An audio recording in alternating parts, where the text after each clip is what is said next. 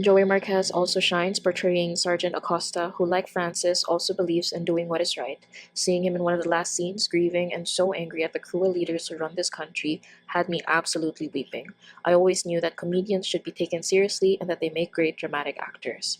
What makes the film so great and yet so tragic is how it is such a realistic portrayal of my country, with its funny quirks as well as its dark underbelly. Did you know that the big production companies and some big movie stars actually turned down this movie because they thought it was too dark and violent compared to the usual corny rom-coms eaten up by the masses? Also, don't be naive when you're watching this movie for the first time. If you are, it's going to be a hard slap in your face, highlighting the brutal state of our country.